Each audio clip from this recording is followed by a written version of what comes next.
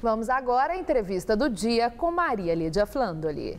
Mesmo depois de terminada a Copa, o embate sobre desempenhos continua dentro e fora do campo. Para falar sobre o impacto da chamada Copa das Copas, sobre candidatos e eleitores, hoje recebemos o cientista político Rubens Figueiredo, consultor político e autor de vários livros sobre marketing político.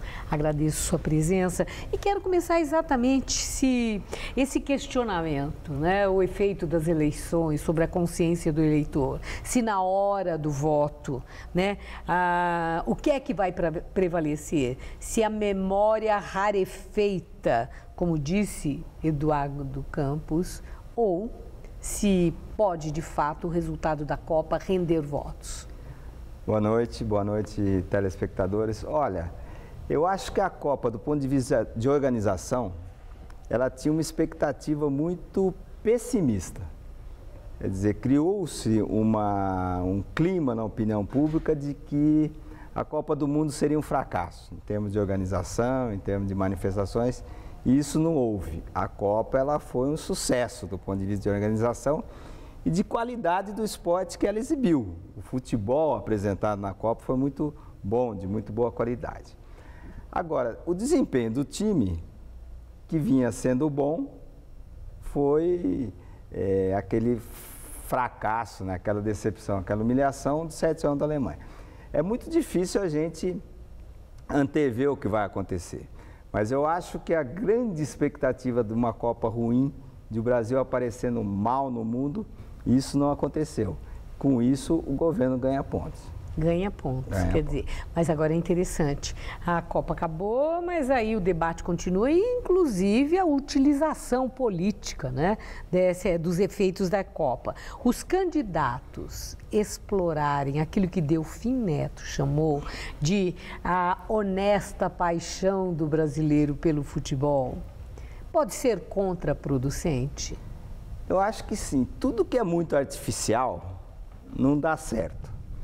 Na verdade, a Copa foi uma realização coletiva que não envolveu só o governo federal, envolveu governos estaduais, prefeituras, a própria CBF, o COL, que é o Comitê Organizador Local, a FIFA. Então, alguém querer se apropriar desse sucesso de organização que foi a Copa, eu acho muito perigoso e, como eu disse no começo, artificial. Essas espertezas muito grandes, elas normalmente têm um resultado muito pequeno.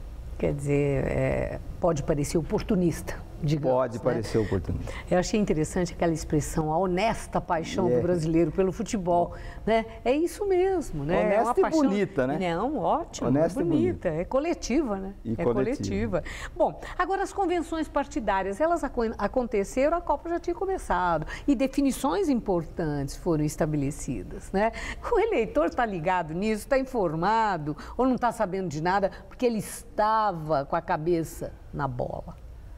Olha, as convenções partidárias normalmente elas não empolgam muito o conjunto da opinião pública. Elas são vistas como informação relevante para um conjunto de eleitores pequeno, infelizmente, no Brasil, que são mais escolarizados, mais informados. O que aconteceu foi que houve articulações que botaram partidos em campos opostos no governo federal e nos governos estaduais. Isso sinaliza para essa parcela da opinião pública mais atenta à política de que não existe uma orientação partidária baseada em programas. É negócio de ocasião. Em ideias, é como se fosse um negócio de ocasião. E isso ajuda a jogar para baixo a credibilidade na política, nos políticos e nos partidos. Agora, a campanha digital. Nesse ano ela vai ter mais peso, porque essa não foi suspensa com a Copa. Ela continuou, inclusive, dando um trabalho danado, porque há umas brigadas aí partidárias que estão muito aguerridas, inclusive com informações que não são verdadeiras, para poder destruir a imagem de adversários. Então, nesse sentido, nós podemos acreditar que o marketing digital vai ter uma influência na hora do voto? Vai ter uma guerra nas redes sociais, já está acontecendo, já vinha acontecendo. Alguns partidos, inclusive, fizeram grandes reuniões para orientar seus militantes digitais. Isso com certeza, Maria Lídia, vai acontecer.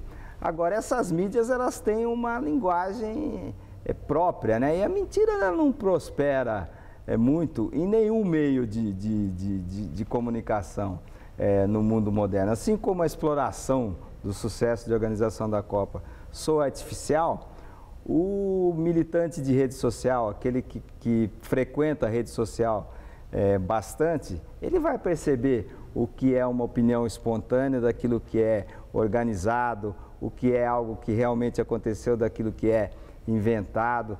Então, eu acho que as redes sociais, elas expressam aquilo que a população, o eleitor, pensa e sente.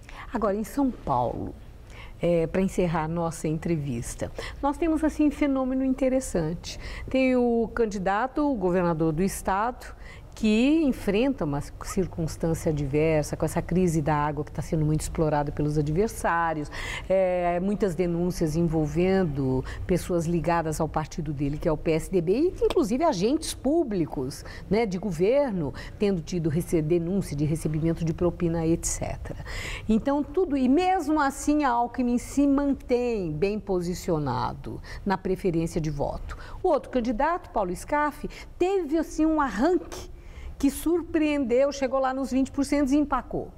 E o Padilha, que parecia mais uma invenção do Lula, que teria muito sucesso, como Lula conseguiu com Dilma e com o Fernando Haddad, ficou nos 3%, naquele percentual baixinho, que já deve estar mudando, mas ficou lá atrás, que isso também surpreendeu. Então, a indagação em São Paulo, as coisas estão paralisadas, vão deslanchar só mais adiante em função de horário na TV e em rádio, ou é isso mais ou menos que vai prosseguir?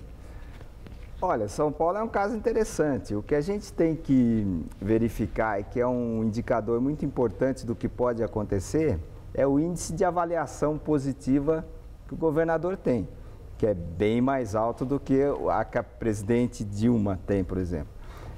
Os movimentos de junho do ano passado, eles foram muito ruins para presidente, péssimos para o prefeito e foram menos ruins para o governador de estado.